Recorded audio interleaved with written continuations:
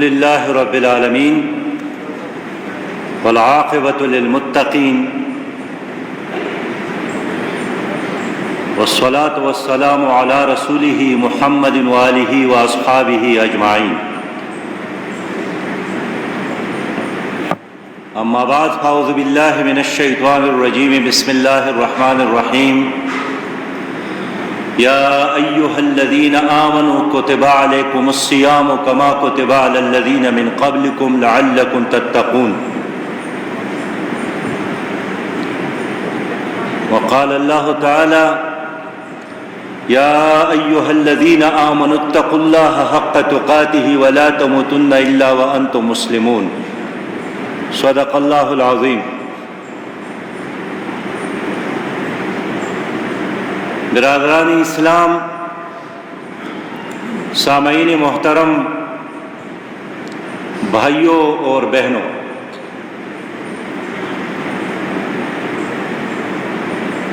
رمضان کا مہینہ گزر گیا اور آج عید کا دن ہے۔ نبی مہربان صلی اللہ علیہ وسلم مکہ سے ہجرت کر کے مدینہ تشریف لائے تو پہلی ہی مدینہ کے لوگ سال میں 2 تہوار مناتے تھے زمانہ جاہلیت سے۔ تو اللہ تعالیٰ نے اس امت کو ان تہواروں کے مقابلے میں عید الفطر اور عید الاضحیٰ یہ 2 دن دیے، اور پہلے عید جنگ بدر کے بعد،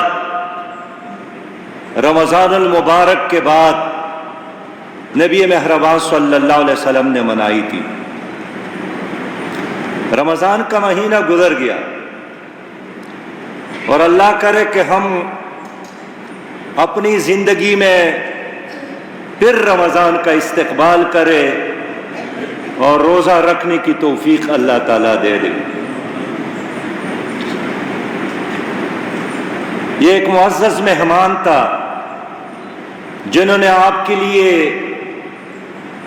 اللہ کی طرف سے رحمت کا پیغام لایا تھا، مغفرت کا پیغام لایا تھا،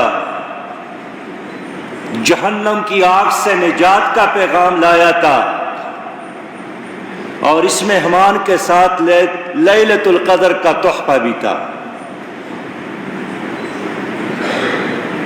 تو ہم میں سے خوش قسمت وہ ہے جنہوں نے صحیح طریقے سے اس مہمان کا استقبال بھی کیا تھا اور اس کا اعزاز اور احترام بھی کیا، اور پوری توجہ کے ساتھ، احساس ذمہ داری کے ساتھ ایک ایک دن اور رات اور ایک ایک لمحے کا استعمال کیا۔ یہ بہت قیمتی لمحات تھے۔ نبی مہربان صلی اللہ علیہ وسلم نے فرمایا ہے کہ من صام رمضان ایمانا واحتسابا غفر له ما تقدم من ذنبه ومن قام رمضان ایمانا واحتسابا غفر له ما تقدم من ذنبه۔ جس نے ایمان اور احتساب کے ساتھ، پوری طرح احساس ذمہ داری کے ساتھ رمضان کے روزے رکھے اور پوری طرح ایمان، یقین اور احتساب اور احساس ذمہ داری کے ساتھ قیام کیا، تو ان کے لیے خوشخبری ہے، غفر له ما تقدم من ذنبه، پرانے گناہ معاف، سارے کیسز ختم۔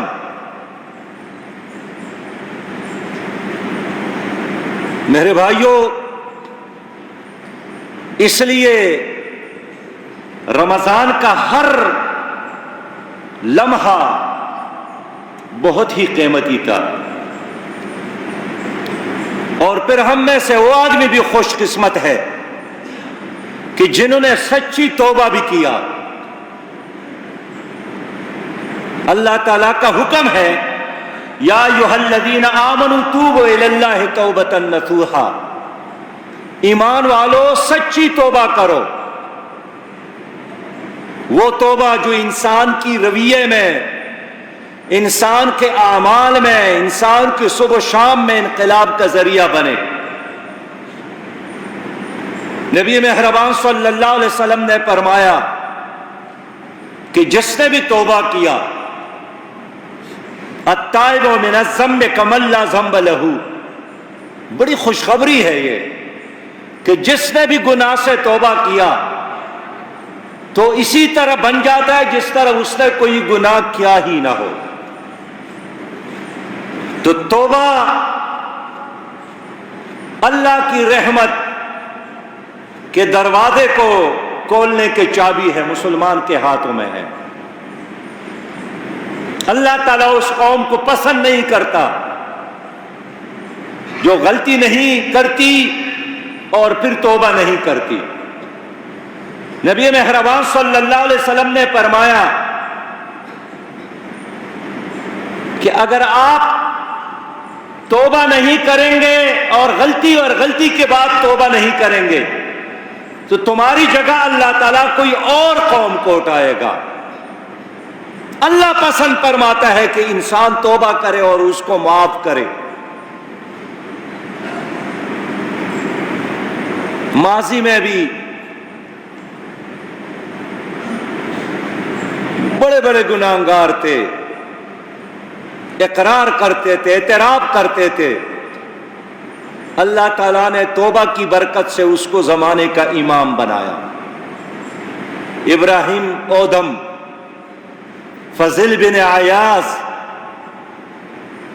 اپنے علاقے کے مشہور ڈاکو تھے، اور جہاں ڈاکہ ڈالتے تھے پہلے بتاتے تھے کہ میں نے آنا ہے، اور ایک بار وہ ڈاکہ ڈالنے جاتے تھے کہ راستے میں اس نے قرآن کی آیت سنی اور اس کی دل میں انقلاب آیا، توبہ کیا، زمانے کا امام بنا۔ نبی مہربان صلی اللہ علیہ وسلم نے فرمایا ہے کہ ایک بار بنی اسرائیل میں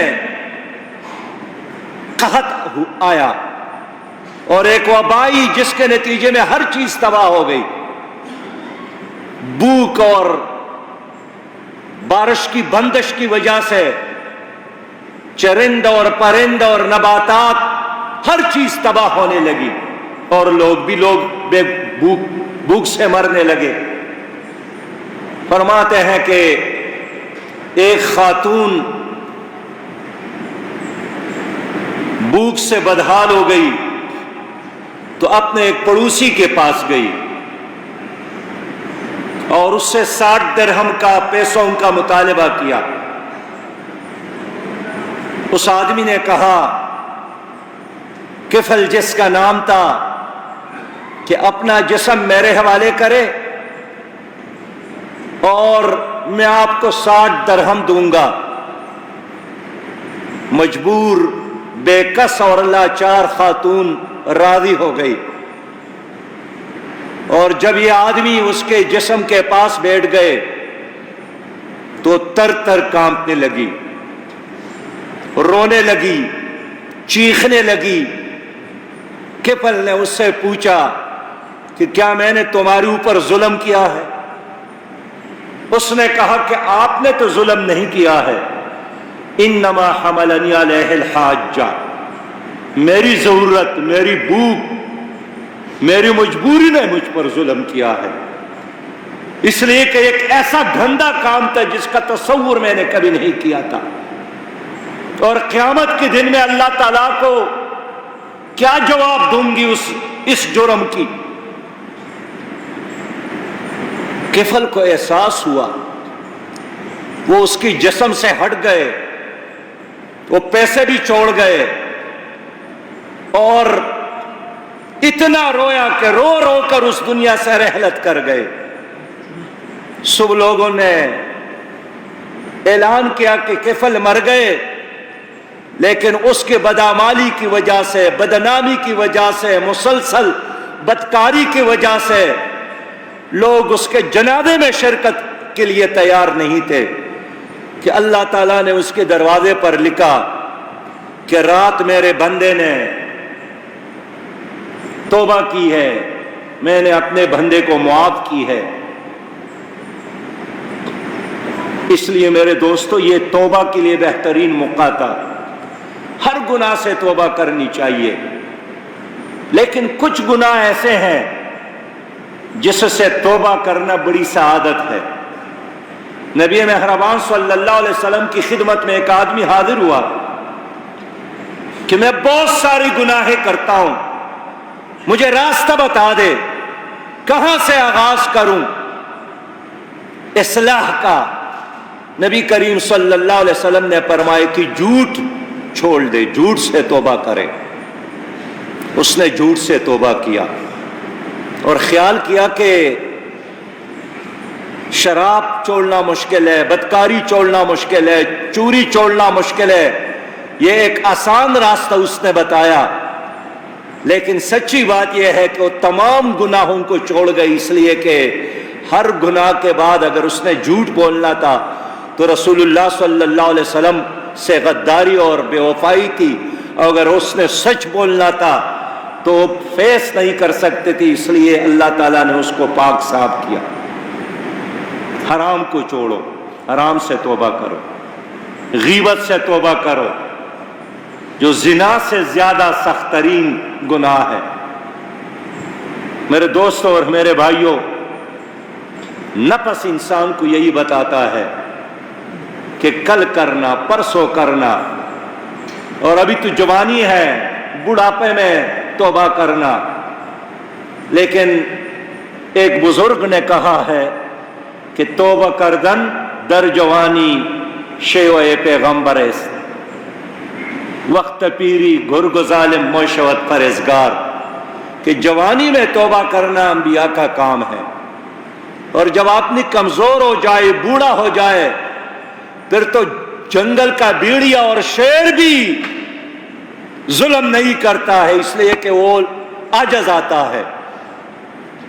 تو یہ جو مہینہ گزر گیا، یہ ہمارے مسلمانوں کے لیے ایک سنہری چانس تھا صحیح توبہ کرنے کا۔ میرے پیارے بھائیوں، انفرادی گناہوں سے بھی توبہ کرنا چاہیے اور اجتماعی طور پر بھی۔ اور یہ توبہ ایسا کام ہے کہ یہ انسان کی زندگی کو باوقار بنانے کا ذریعہ ہے۔ حضرت نوح علیہ السلام نے اپنے قوم سے یہی کہا تھا کہ اگر آپ صحیح توبہ کریں گے، ایک تو اللہ تعالیٰ آپ لوگوں کو معاف فرمائے گا، اور پھر اللہ تعالیٰ آپ کی غربت کو، افلاس کو ختم کرے گا۔ فَقُلْتُ اسْتَغْفِرُوا رَبَّكُمْ إِنَّهُ كَانَ غَفَّارًا يُرْسِلِ السَّمَاءَ عَلَيْكُمْ مِدْرَارًا وَيُمْدِدْكُمْ بِأَمْوَالٍ وَبَنِينَ وَيَجْعَلْ لَكُمْ جَنَّاتٍ وَيَجْعَلْ لَكُمْ أَنْهَارًا۔ یہ وعدہ ہمارے ساتھ بھی ہے کہ آپ صحیح راستے پر چلنا، صحیح توبہ کر لے، اللہ تعالیٰ رحمت کی بارشوں سے نوازے گا، اللہ تعالیٰ تمہاری افرادی قوت میں اضافہ فرمائے گا، اللہ تعالیٰ تمہاری معاشی قوت کو بہتر بنائے گا، اللہ تعالیٰ تمہاری زراعت اور اریگیشن کو بہتر بنائے گا۔ آج بھی اگر ہم مقروض ہے، ورلڈ بینک کا مقروض، IMF کا مقروض، پاکستان کا ہر بچہ اپنے دشمنوں کا مقروض، اس قرض سے اللہ تعالیٰ نجات دلائے گا اگر ہماری قوم نے سچی توبہ کر لیا، حکمرانوں نے توبہ کر لیا۔ اس لیے میرے پیارے بھائیوں، توبہ کر لو، یہ توبہ کا مہینہ ہے، اور توبہ کے لیے کوئی خاص وقت بھی مقرر نہیں ہے۔ جس وقت آپ کی ضمیر جاگ جائے، ایک دو آنسو بہا کر اللہ تعالیٰ اس کے انتظار میں، اور اللہ فرماتا ہے کہ یہ میری اوپر واجب ہے کہ جب ایک انسان ندامت کا، شرمساری کا، عاجزی کا لہو اپنے آنسو بہائے، ابھی وہ آنسو زمین تک نہ پہنچے اور میں اس کو معاف کروں، اس لیے کہ اللہ تعالیٰ تمہارے انتظار میں رہتا ہے۔ یہ توبہ، یہ رمضان کا مہینہ، اس کے بارے میں نبی مہربان نے فرمایا ہے کہ الصوم جنۃ یہ ڈال ہے ڈال. تو ڈال کس کے لیے استعمال ہوتا ہے؟ لڑائی میں. تو یہ نفس سے لڑائی تھی. تو اگر آپ نے نفس کو قابو کیا ہے آپ کامیاب ہو گئے. نبی مہربان نے فرمایا ہے کہ القیس من دان نفسہ وعمل لما بعد الموت. ہوشیار وہ ہے جس نے اس نفس کو قابو کیا اور قیامت کے لیے تیاری کی. اور عاجز اور بیوقوف وہی ہے جو خواہشات اور اپنی نفس کی اطاعت اور تابعداری کرتا ہے اور امید رکھتا ہے کہ اللہ تعالیٰ مجھے نوازے گا اور مجھے جنت دے گا. تو یہ روزہ ڈال ہے شیطان کے مقابلے میں. شیطان کے بارے میں اللہ کا اعلان ہے کہ اِنَّهُ لَكُمْ عَدُوٌ، یہ تمہارا دشمن ہے، ان کا مقابلہ کرو. اور یہ ڈال ہے ان لوگوں کے لیے جو باطل نظام کے خلاف لڑ رہے ہیں. تو کیا اس رمضان کی برکت سے تمہاری دلوں میں شیطانی نظام، ابلیسی نظام اور باطل نظام کے خلاف اگر عزم پیدا ہوا ہو، جذبہ پیدا ہوا ہو، تو اس کا مطلب یہ ہے کہ آپ نے کوئی روزہ رکھا ہے.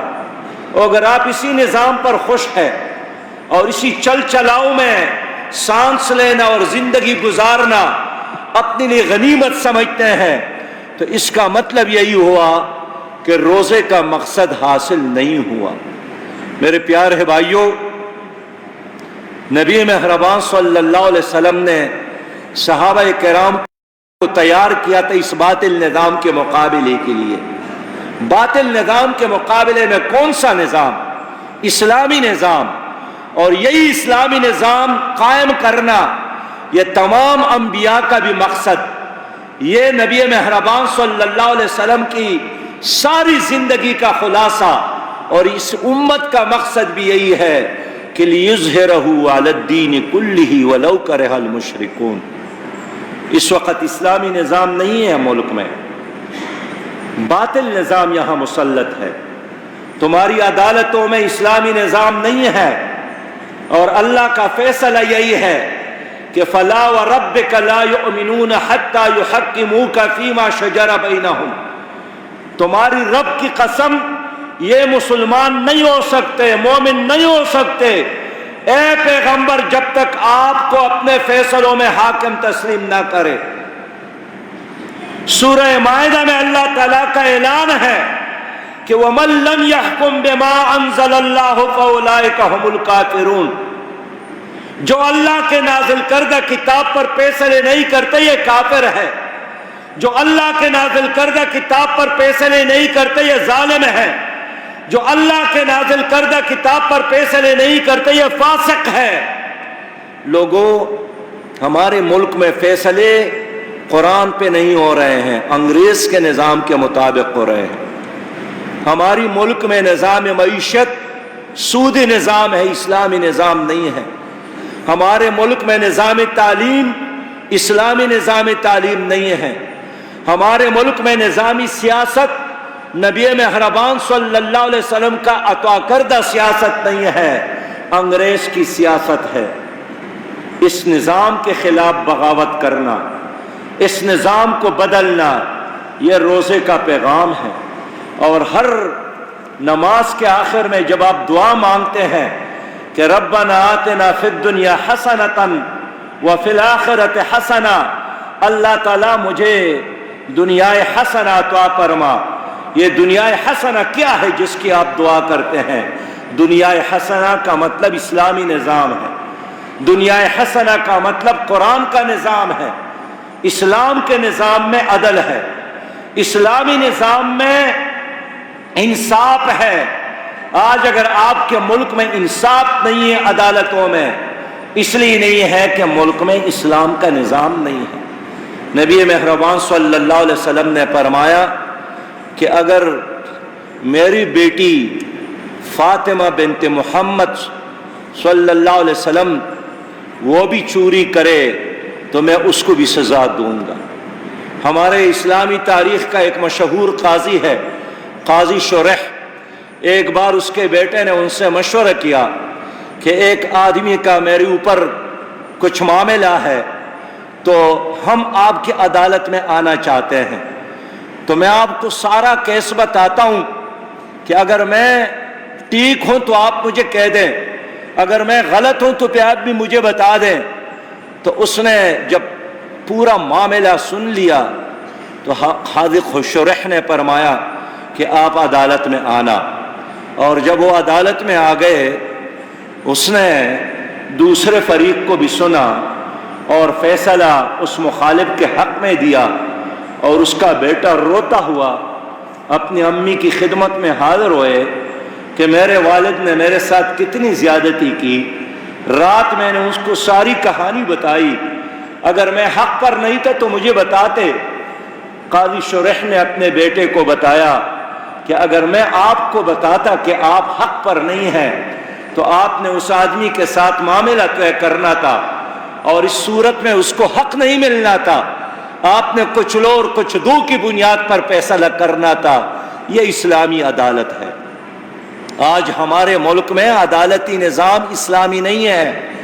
جس ملک میں مظلوم کو بھی لاکھوں روپے قاضی کو، اگر قاضی نہ ہو تو پھر وکیل کو دینے ہوتے ہیں، اور انصاف کی کڑکی سونے کے چابی سے کھلتی ہو، یہ انصاف نہیں ہے، یہ عدالت نہیں ہے۔ اس لیے ظالمانہ نظام کے خلاف روزے کا پیغام یہی ہے کہ جہاد کرو، جدوجہد کرو۔ ہمارے ملک میں غربت کیوں ہے؟ ہمارے ملک میں کچھ لوگ فٹ پاتھوں پر کیوں سوتے ہیں؟ ہمارے ملک میں کچھ لوگوں کی کتے پلاؤ کھاتے ہیں اور کچھ لوگ نانی شبینہ کے محتاج ہیں، اس لیے کہ غیر اسلامی نظام کی وجہ سے دولت کا غیر منصفانہ تقسیم ہے۔